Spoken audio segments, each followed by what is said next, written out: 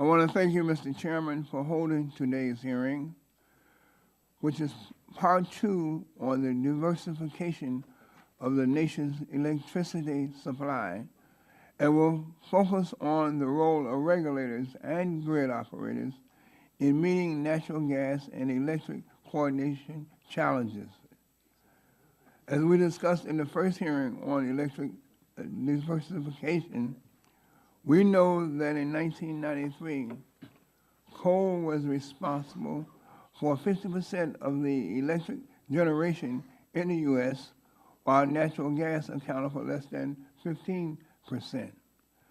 However, the Energy Information Administration reports that in 2012, there was a shift in electricity generation away from coal-fired generation, which declined by 12.5%, and towards cleaner source of electricity, including natural gas, which increased by 21%. In today's hearing, we will hear from federal and state regulators, as well as electric grid operators, about the challenges resulting from this shift to natural gas from coal-fired plants in electricity generation.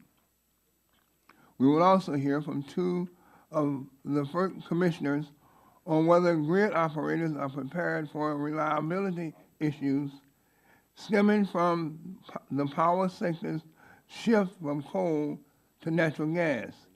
And we will discuss solutions to better coordinate between the 2 industries through communication and scheduling alignments to make sure grid operators have enough backup generating capacity when gas supplies are tight.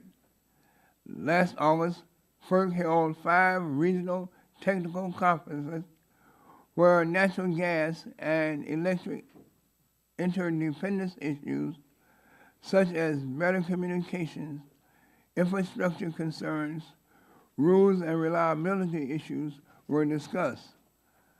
I understand Commissioners Moeller and LaFleur also participated in a technical conference last month to discuss both regional and national issues as they relate to natural gas and electricity markets. While there were regional differences in regards to gas electric coordination issues that was brought up at these conferences, work is now being done by regional grid operators to improve information sharing among the grid operators, natural gas pipelines, and electricity generators. I understand that another technical conference is scheduled for next month in April, where the discussion will focus on whether there should be more coordination between the natural gas and electric industry market schedules in order to achieve greater efficiency for both industries. Mr. Chairman, it is important to note that this shift from older, dirtier, coal-fired plants to natural gas and supplying the nation's electricity demand is due more to market realities than to EPA rules, such as the mercury and air toxics rules and the new source performance schedules. According to CRS, and I quote, "The primary impact of many of the rules will largely be on coal-fired plants more than 40 years old that have not, until now, installed state-of-the-art pollution controls. Many of these plants are inefficient and are being replaced by more efficient combined cycle natural gas plants, a development likely to be encouraged if the price of competing fuel, natural gas, continues to be low almost regardless of the EPA's rules." So, Mr. Chairman, I look forward to today's hearing.